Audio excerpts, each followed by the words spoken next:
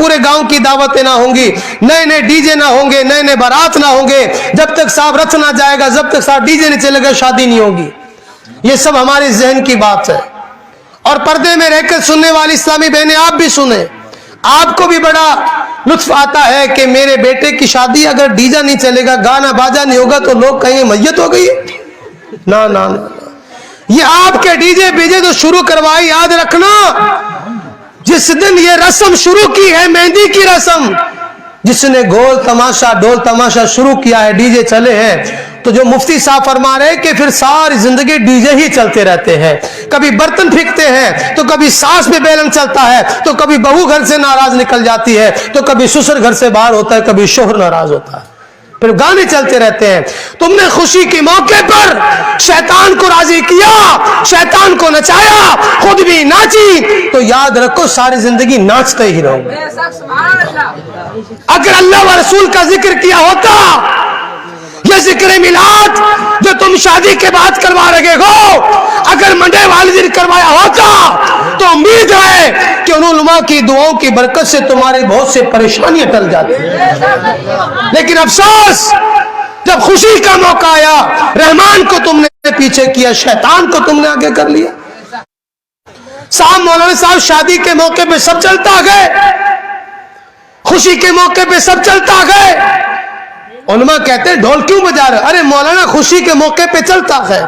उलमा कह रहे इतने लंबे खाने क्यों खिला रहे हो? अरे मौलाना शादी के मौके पे सब चलता है। हजरात गिरामी, ये सब नहीं चलता, ये चलना तुम्हारी वजह से है। अगर सब चलता होता तो आज तुम लोग इस कदर ना होते, फिर अमीर ही अमीर होते, गरीब कोई होता नहीं। लिहाजा इन बुरी रस्मों को निकालो, कम करो, कंट्रोल करो।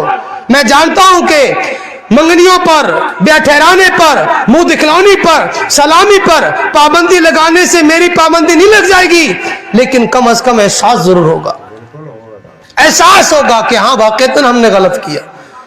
ये सलामी की रस्म अल्लाहु अकबर कहां से कहां पहुंच गई, ये डमाने की रस्म कहां से कहां पहुंच गई, ये पान खिलाने की रस्म कहां से कहां पहुंच गई। आपको गैरत है कुछ?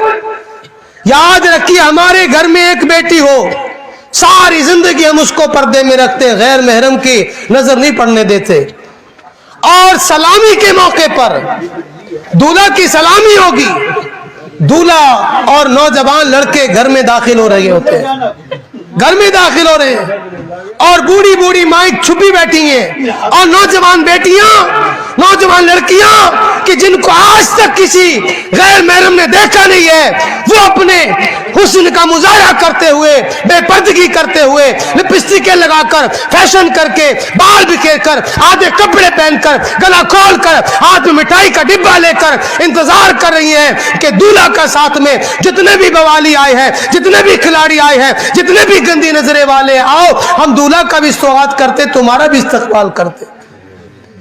क्या हमारी गैरत नहीं गई? हमारी नौजवान बच्ची जो आज तक हम छुपा के रखते थे, दूल्हा के साथ आने वाले यारो गार के सामने बरहना बेच दी है। क्या हो, तुम दूल्हा का भी नजारा करो, इस लड़की का भी हुस्न जमाल नजारा करो। ये कौन सी शरीयत में है, ये कौन सी रस्म है कि अपनी इज्जतों को दरवाजों पे खड़ा करो कि साहब ये तो सलामी क्या हो रही है, और तालियां बज रही हैं, मजाकें हो रही हैं। याद रखे, शरीयत के अंदर ये ऐसी कोई रस्मों की गुंजाइश नहीं है, कोई रस्मों की गुंजाइश